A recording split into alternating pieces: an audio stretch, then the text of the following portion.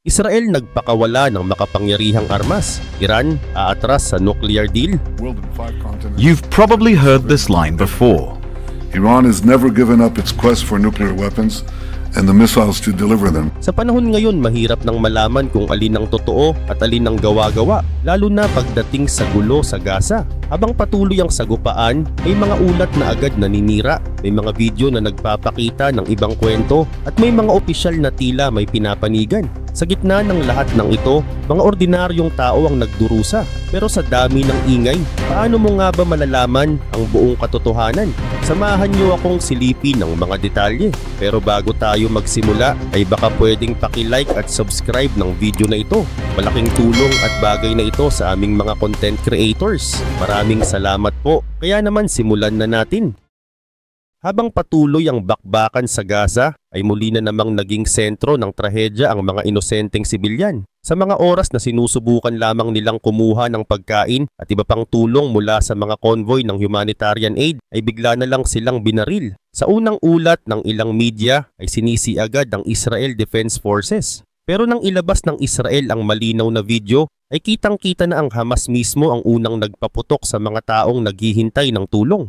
Sa kabila ng ebidensya, ay maraming media ang hindi pa rin nagbawi ng kanilang naunang ulat na tila ba ayaw nilang itama ang kanilang pagkakamali kahit nahuli na sa akto ang tunay na may sala. Dahil dito nanawagan ang mga opisyal ng Israel na itama ang maling impormasyon na lumaganap sa buong mundo. Pero kahit may ebidensya na, ay naglabas pa rin ng pahayag ang pinuno ng United Nations. Ayon sa kanya, dapat daw magkaroon ng investigasyon sa insidente. Ang nakakalungkot bago pa man ito masimulan ay tila may desisyon na agad siya sa kanyang isipan na ang Israel pa rin ang dapat sisihin. Para bang hindi na baling may pruweba basta't may masisisi lang.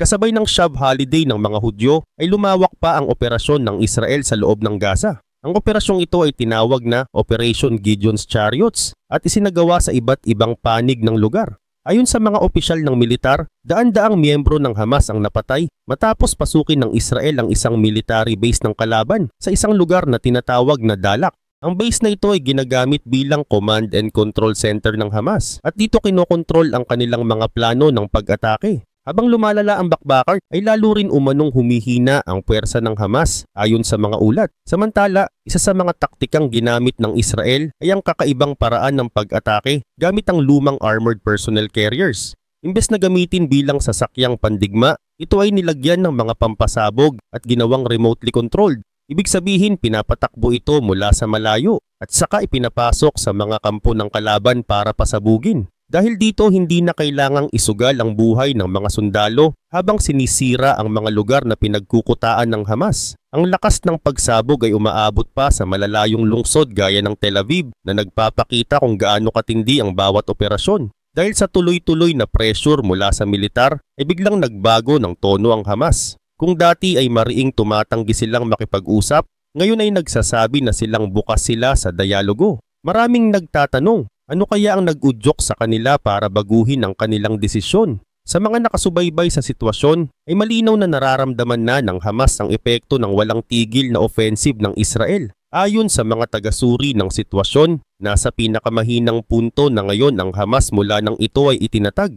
Wala na silang sapat na pera, halos lahat ng leader nila ay patay na. At maging ang mga taga-Gaza na dating sumusuporta sa kanila ay nawawalan na rin ng tiwala. Dahil dito ay lalo pang lumalaki ang tsansang bumagsak na tuluyan ng kanilang organisasyon kung magpapatuloy ang ganitong pressure. Gayun din naman, habang may mga bansang tulad ng Egypt at Qatar na pilit umaakto bilang tagapamagitan sa usapan para sa kapayapaan, ay may panukala ring ipinasok mula kay Steve Witkoff, isang sugo ni Pangulong Donald Trump. Sa tulong ng panukalang ito ay sinubukang ituloy ang usapan tungkol sa kapalaran ng mga hostage. Ngunit tumanggi ang Israel na ipadala ang kanilang kinatawan sa Qatar dahil sa panibagong mga kondisyon na ipinanukala ng Hamas. Sa halip ay mas pinili ng Israel na ipagpatuloy ang kanilang offensive habang pinapadali ang pagpasok ng tulong sa mga sibilyan. Sa kabilang dako naman ay mas lalong gumulo ang negosasyon tungkol sa mga hostage. Ngunit tumanggi ang Israel na ipadala ang kanilang kinatawan sa Qatar dahil sa panibagong mga kondisyon na ipinanukala ng Hamas. Sa halip ay mas pinili ng Israel na ipagpatuloy ang kanilang offensive habang pinapadali ang pagpasok ng tulong sa mga sibilyan. Sa kabilang dako naman ay mas lalong gumulo ang negosasyon tungkol sa mga hostage. Lumabas rin ang pangalan ni Azzadin El-Hadid na isang kilalang tao sa Gaza na dating kilala sa pagsisiwalat ng mga kasabwat ng Israel. Ngayon ay siya na raw ang pumalit bilang bagong leader militar ng Hamas matapos mapatay si Mohammed Sinwar. Siya rin ang sinasabing humahawak sa desisyon kung palalayain ba ang mga bihag o hindi. Pero ayon sa mga impormasyon, wala siyang balak na pakawalan ng mga ito. At patuloy niyang hinaharangan ang anumang pag-usad ng kasunduan. At habang ang digmaan ay nagpapatuloy sa Gaza, ay may isa pang malalaking issue na kinakaharap ng rehiyon, ang tungkol sa nuclear program ng Iran. Ayon sa gobyerno ng Tehran, tinanggihan nila ang bagong alok ng United States. Hindi raw ito pabor sa kanilang interes, kahit pa pinayagan na ang ilang antas ng uranium enrichment at hindi na kailangan pang buwagin ang lahat ng facilities. Pero kahit tinanggihan na ito ng Iran ay inaasahan pa rin ng marami na may susunod na round ng negosasyon. Sa ngayon ay nananatiling tahimik ang Israel ukol dito para maiwasan ang sisihan sakaling magkaroon ng krisis sa hinaharap. Bukod pa dyan ay patuloy ring binabawasan ng Amerika ang kanilang presensya sa Syria. Ayon sa mga ulat, may ilang convoy ng mga sundalong Amerikano ang umalis na mula sa silangang bahagi ng bansa. Sa ngayon ay mga Kurdish commander na ang may hawak ng seguridad sa mga naiwanang lugar. May balita ring isinasama na rin ng ilang dating rebelde sa bagong military force ng Syria na sinasabing may pahintulot mula sa administrasyon ni Pangulong Trump. Basta't ang proseso ay malinaw at bukas sa publiko. Sa kabilang panig naman ng Middle East ay patuloy rin ang banta mula sa Yemen. Kamakailan lang ay muling nagpakawala ng ballistic missile ang grupong Houthi. Na-intercept naman ito ng depensa ng Israel habang nasa himpapawid noong araw ng Lunes. Dahil dito ay nagtakbuhan papunta sa bomb shelter ang maraming residente ng Tel Aviv, Jerusalem at iba pang lungsod para sa kanilang kaligtasan. Samantala, habang patuloy ang kaguluhan sa Gaza ay muling naglabas ng pahayag ang Israel Defense Forces. Ayon sa kanila, kontrolado na nila ang halos 40% ng buong Gaza Strip. Pero bukod sa military operation ay may isa pang nangyari na mas nakagulat sa maraming tao. Kamakailan lang ay may mga sibilyan na lumapit sa isang lugar kung saan namimigay ng pagkain. Gusto lang sana nilang makakuha ng kaunting tulong pero sa halip na matulungan ay sila ay pinaputukan.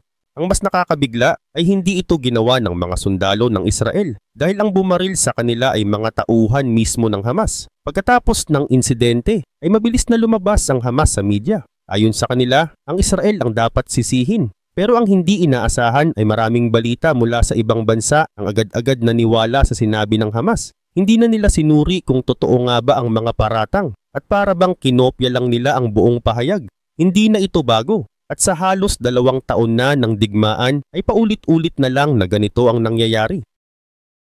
Kaya marami ang naniniwala na hindi lang ito basta giyera ng mga armas. Isa rin itong labanan ng paniniwala kung saan ginagamit ang kasinungalingan para kontrolin ang pananaw ng mga tao sa buong mundo.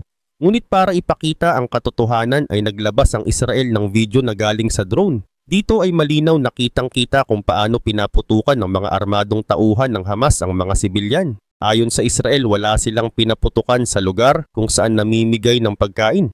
Sa halip ay tinulungan pa raw nila ang isang grupo mula sa Amerika na siyang namamahala sa pamimigay ng pagkain at tubig. Sabi pa nila, ang Hamas ang nagpapahirap sa mga tao. Hindi nila iniisip ang kapakanan ng sarili nilang kababayan. At bilang patunay ay naglabas din ng video ang grupo na namamahala sa pamimigay ng tulong. Ayon sa kanila, wala silang narinig na putok ng baril sa loob ng lugar. Lalo raw naging aggressive ang Hamas habang mas nagiging maayos ang pamimigay ng tulong. Para sa kanila, ang totoong dahilan ng kaguluhan ay ang Hamas mismo at hindi ang Israel. Ngunit hindi natapos doon ang kaguluhan. Sa loob ng Gaza ay may mga tao ring nagtangkang pasukin ng isang bodega ng pagkain. Ayon sa kanila, matagal nang may laman ang bodega pero hindi ito binubuksan para sa mga nagugutom.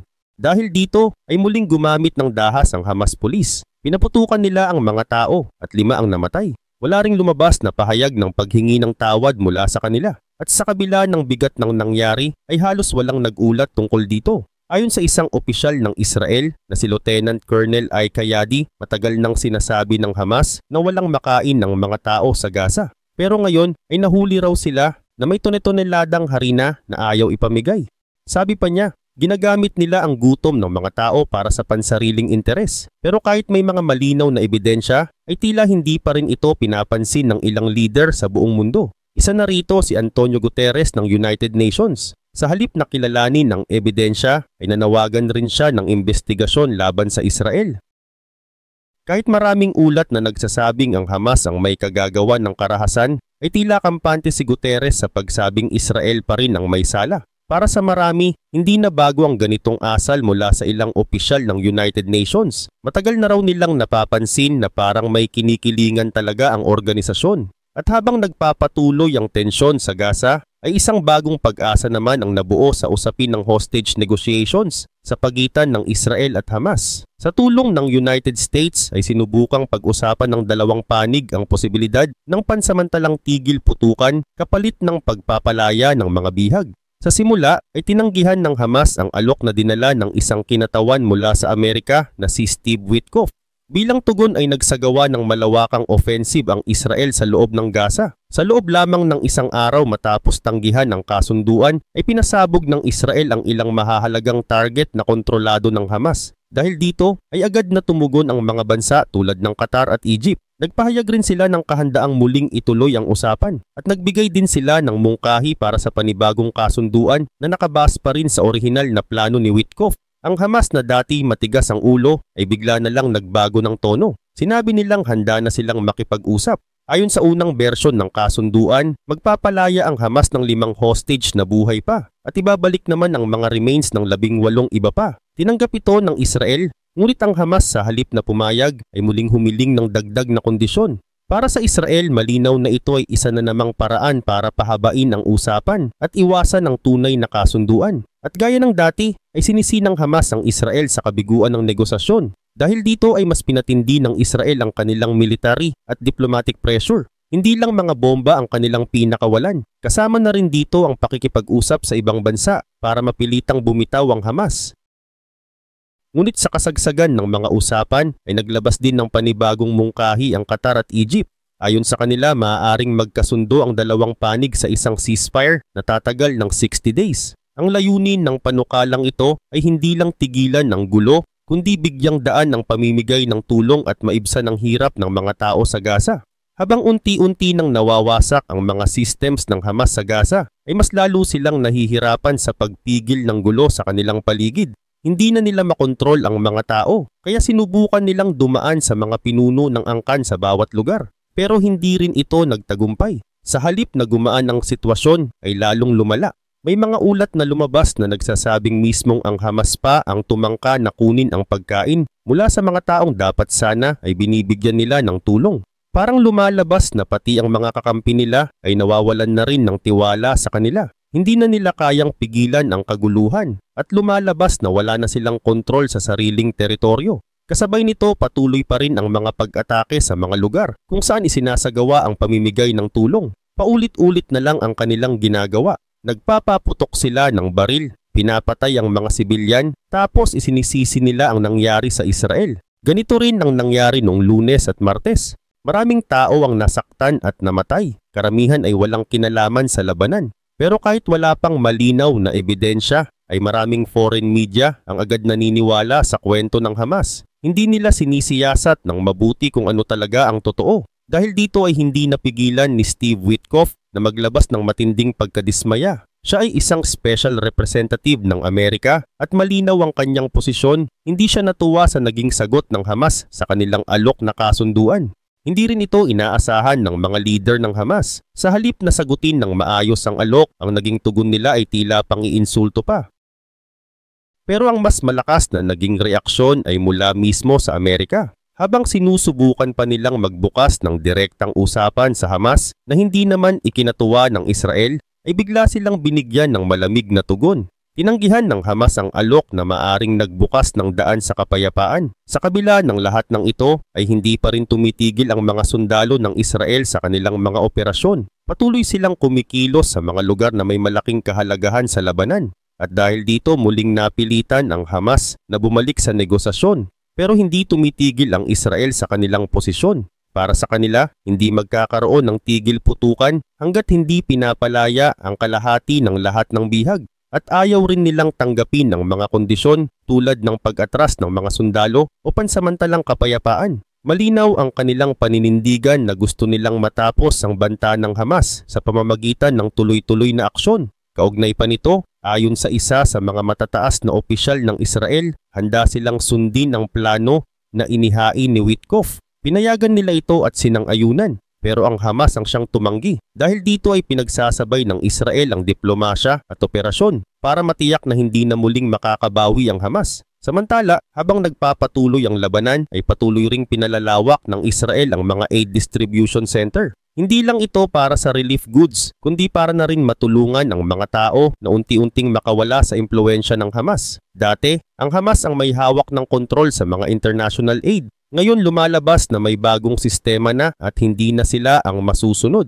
Ayon sa mga impormasyong lumabas mula sa loob ng gobyerno ng Israel, kahit nagsasabi ang Hamas na gusto nilang makipag-usap, ay hindi pa rin ito totoo sa kanilang mga kilos. May mga bago pa silang hinihingi na wala naman sa kasunduan. Dahil dito ay ipinagpaliban muna ng Israel ang pagpapadala ng kanilang delegasyon sa lungsod ng Doha.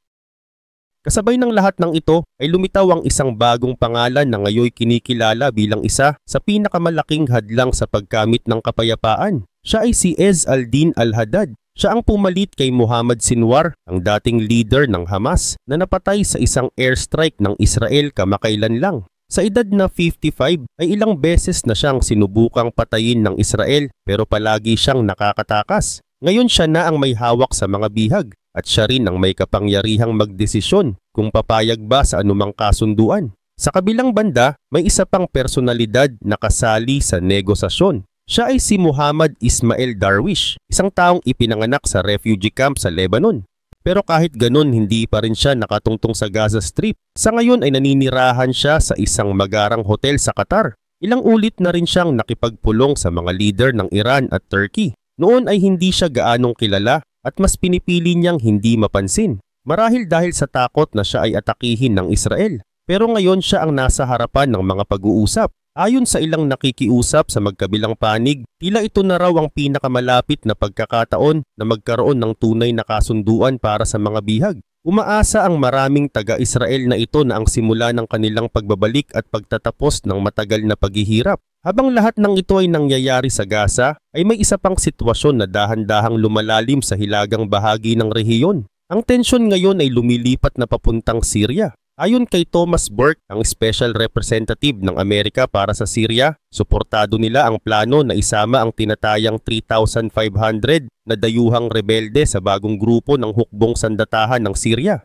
Ang mga rebelde ay mula sa iba't ibang lugar gaya ng China, Turkmenistan at Chechnya. Sa kondisyon ng Amerika, dapat malinaw at hayagan ang lahat ng proseso para hindi ito magdulot ng problema sa hinaharap.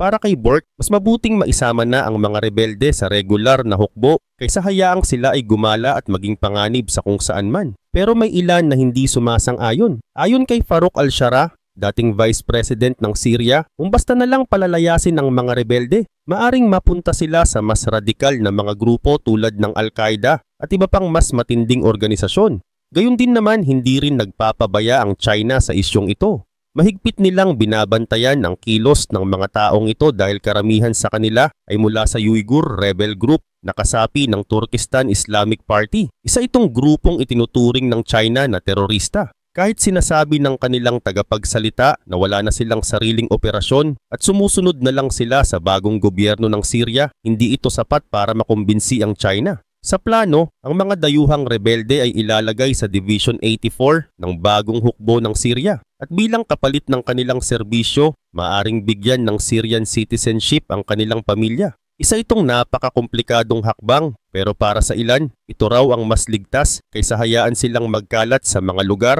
kung saan mas mahirap silang bantayan. Hindi na bago para sa Israel ang mga balitang lumalabas ngayon tungkol sa Iran. Kamakailan lang, may ulat na nagsasabing malapit ng tanggihan ng Iran ang bagong alok ng Amerika para sa panibagong kasunduan tungkol sa kanilang nuclear program. At dahil dito muling bumabalik ang tanong na matagal nang hindi nasasagot, itutuloy pa ba ng Amerika ang pakikipag-usap sa Iran o pipiliin na nitong gumamit ng puwersa para tuluyang pigilan ng banta? Ilang beses na ring binanggit ni Pangulong Donald Trump na dapat ay noon pa lang ay ginawa na ito. Sa isang mensahe na inilabas ni Trump sa sarili niyang social media account, sinabi niya na hindi dapat hinayaan ni Biden na makapagpayaman ng uranium ang Iran. Ayon sa kanya, kahit gaano pa ito kababa ay hindi raw dapat pinapayagan ng ganitong proseso sa ilalim ng kahit anong kasunduan. Pero sa kabila ng kanyang mga salita ay may mga ulat na lumalabas na nagsasabing taliwas ang nakasaad sa alok ng Amerika. Sa halip na ipatigil ang lahat ng aktibidad na may kaugnayan sa nuclear, ang panukala raw ay nagpapahintulot pa ng uranium enrichment sa loob ng Iran, basta't hindi ito lalampas sa 3%. Bukod pa roon, walang malinaw na probisyon sa kasunduan na nagsasabing dapat buwagin ang mga pasilidad na ginagamit ng Iran sa programang ito. Walang opisyal na sagot ang Israel tungkol sa usaping ito noong nakaraang linggo. Ayaw nilang masabi ng iba na sila ang dahilan kung bakit maaaring mabigo ang pag-uusap. May ilang dating opisyal ng Administrasyong Trump na nagsabing parang itinutulak ng Israel ang Amerika na makipagdigma sa Iran. Kaya minabuti ng Israel na manahimik muna habang umiinit ang sitwasyon. Pero ayon sa ilang diplomat, may pag-asa pa rin. Maaring magkaroon pa ng pag-uusap sa pagitan ng dalawang panig kahit pa napakalayo ng kanilang mga paniniwala. Gusto ng Amerika na tuluyang ipagbawal ang uranium enrichment habang ang Iran naman ay humihiling na tanggalin agad ang lahat ng sanctions na ipinataw sa kanila. Ayon sa isang mediator, si Steve Witkoff, na kinatawan daw ng Pangulo ay nagmungkahi ng kompromiso. Ngunit tinanggihan ito ng Iran. Para sa kanila, hindi raw makatarungan ng alok dahil hindi nito kinikilala ang karapatan ng Iran na magkaroon ng sariling teknolohiya sa pagpapayaman ng uranium. Mismo si Ayatollah Ali Khamenei, ang pinakamataas na leader ng Iran, ang nagsabi na hindi kailanman dapat maging bahagi ng usapan ang karapatan naming ito. Habang patuloy ang pag-uusap, ay naglabas ng ulat ang International Atomic Energy Agency na nagsasabing mabilis ang pagdami ng stockpile ng enriched uranium ng Iran. Ayon sa kanilang pagsusuri, malapit na raw itong umabot sa level na pwedeng gamitin sa paggawa ng armas. Ang kabuuang uranium na hawak ngayon ng Iran ay tinatayang sapat na para makagawa ng halos 10 nuclear bomb. Mas nakababahala pa, may 3 lugar sa Iran na hindi raw nila ipinapaalam sa International Atomic Energy Agency at posibleng may mga materials din doon na konektado sa nuclear program.